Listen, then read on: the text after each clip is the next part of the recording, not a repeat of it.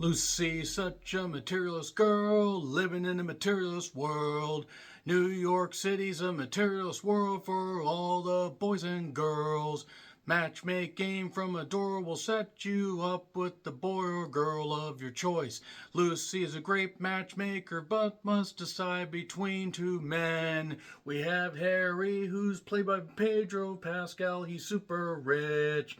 Her ex, John, played by Chris Evans, is poor, but he loves her, or does he? These two want this materialist girl in this material world. Materialists was written and directed by Celine Song, who did A24's tremendously critically acclaimed 2023 modern classic Past Lives. Greta Lee, oh, what a woman you are. Tremendous lead performances, the expressions, the just absolute insane amount of emotion pouring out of every scene. I love Past Lives. I'm going to cry about it again if I talk more about Past Lives.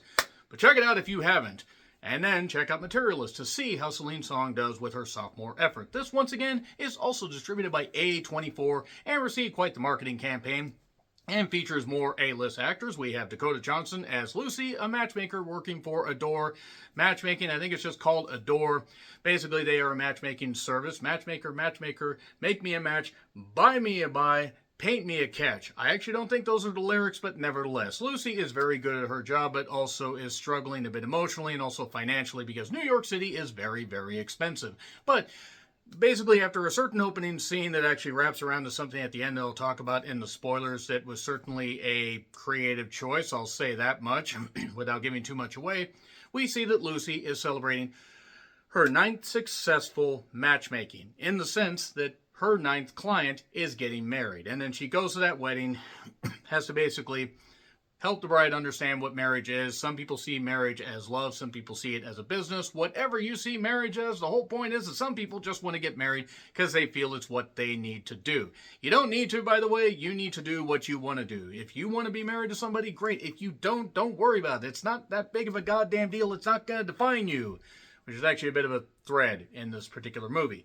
But while Lucy is sitting at the singles table, she talks to Harry, played by Pedro Pascal, tremendous actor, the unbearable weight of acid talent, as well as The Last of Us Season 1 and 2, at least parts of 2 that he was in, until parts of him were found all over the scene. That being said, well, if you haven't seen Season 2, then you're probably pissed off, but it's on Max. Whole point is, Harry is the brother of the groom of the client that, Lucy was able to marry off, shall we say.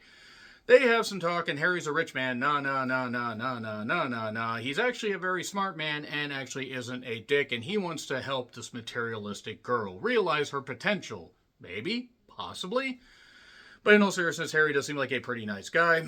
And then also, she ends up seeing her ex, John, played by Chris Evans, who's a down-on-his-luck actor in this movie, is taking waiting jobs and is trying to do theater acting and stuff like that, and we find out more about that a little bit later on. So the whole thing is she's torn between these two while trying to balance her workload.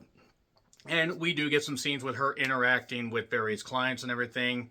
One particular client is a woman named Sophie, played by Zoe Winters, who, do I have to say, has a couple really good scenes in this, even though she's not in it all that much. She does play a central key as opposed to a non-central key, point in like something that happens in the about the midway point and into the third act. And Sophie basically just wants to find somebody because she feels she's good enough, she's smart enough, and gosh darn it, people like her. I'm sorry, that's an Al Franken line. The whole point is that she wants to find somebody, and Lucy almost sees her as her pet project, shall we say. Now, she's been able to marry off other people, as I mentioned with the bride before.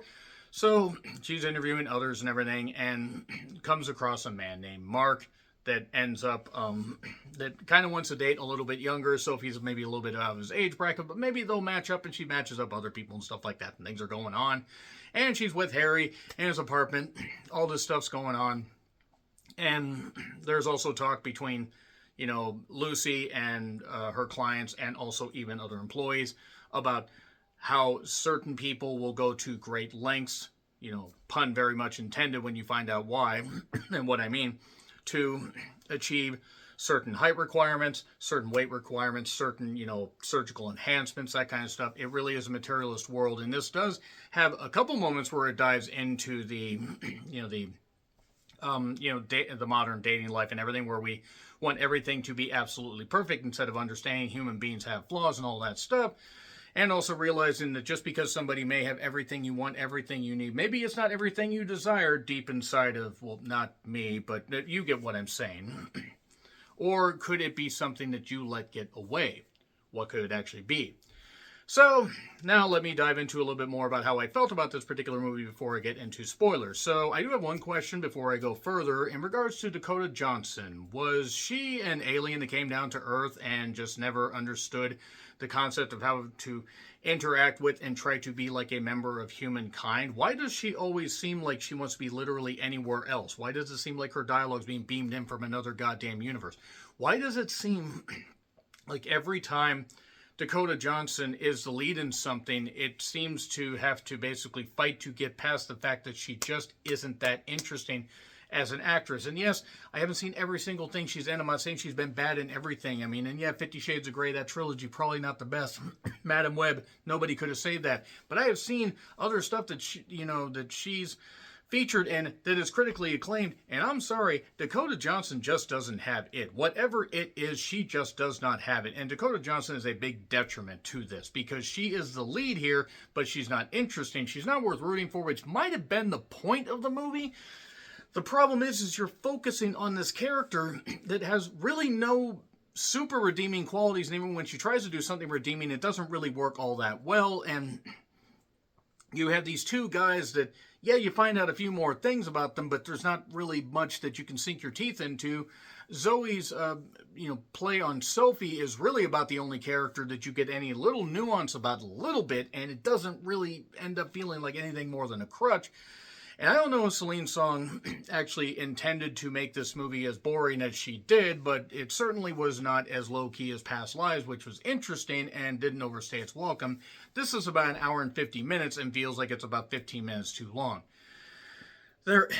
Nothing feels like it gels. It just feels like a series of random events where it's like, okay, we have this idea, we have this idea, we have this idea, and okay, we need to have it where we don't have the comedy aspect of a rom-com, but we have the as in commentary, romantic commentary.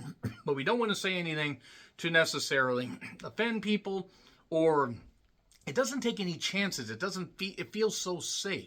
And that's okay, but for a movie that receives so much hype, and it has actually gotten some backlash, like not necessarily because of the performances, but I'll lambaste Dakota Johnson plenty. She's just not that interesting. Pedro does his best. He's very good.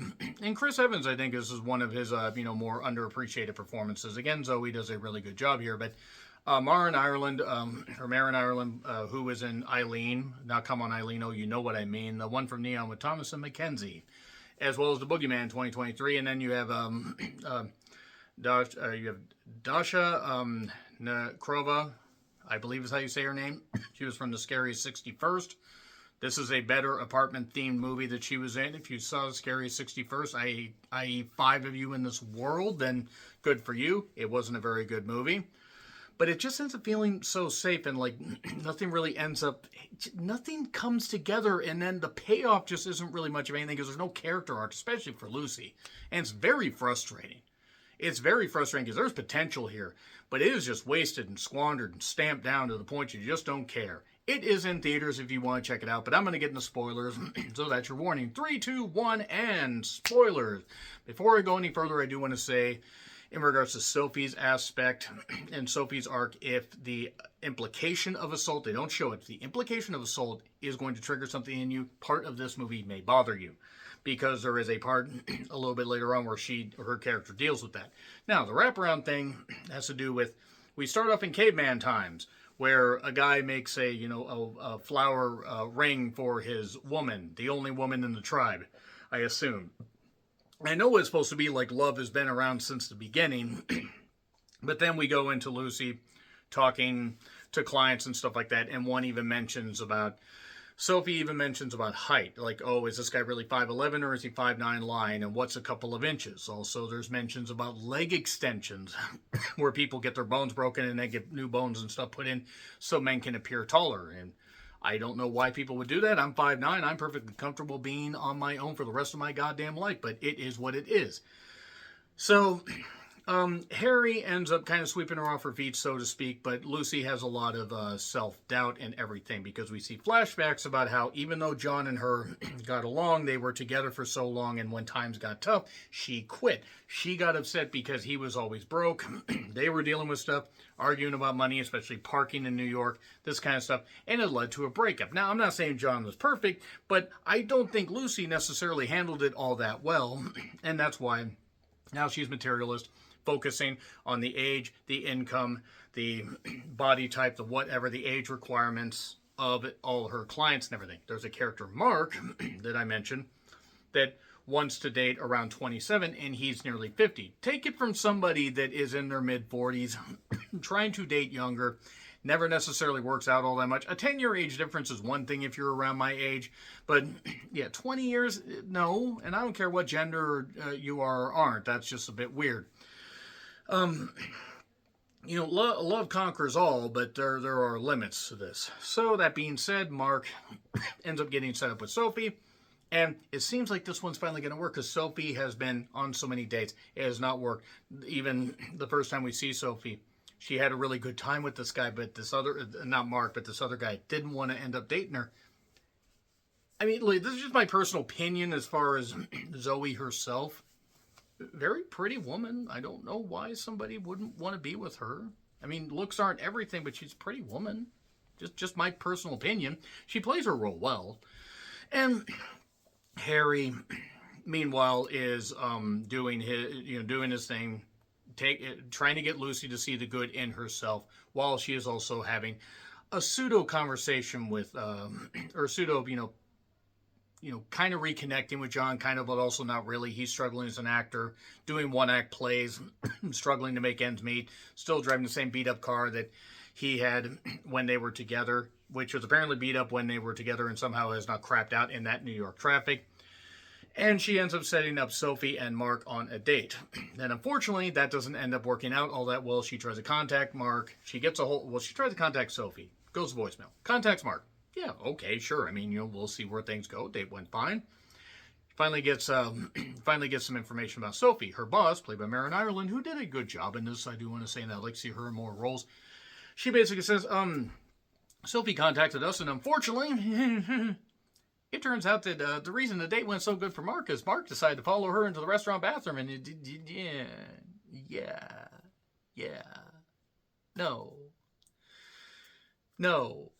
no. Like, what the fuck? Like, why? Assaulted her in the bathroom. At least I think it was a restaurant bathroom. It could have been her apartment. I was starting to... There were certain things that were kind of getting glossed over in this. But the whole point is that happened. And now, she's not necessarily upset at Lucy, but because Lucy's not supposed to contact her, this kind of stuff, she was told by her boss, they'll take care of it. She ends up basically breaking it off with Harry sometime after this, realizing that it's just not going to work out, because Harry, she does like him, but she's not in love with him.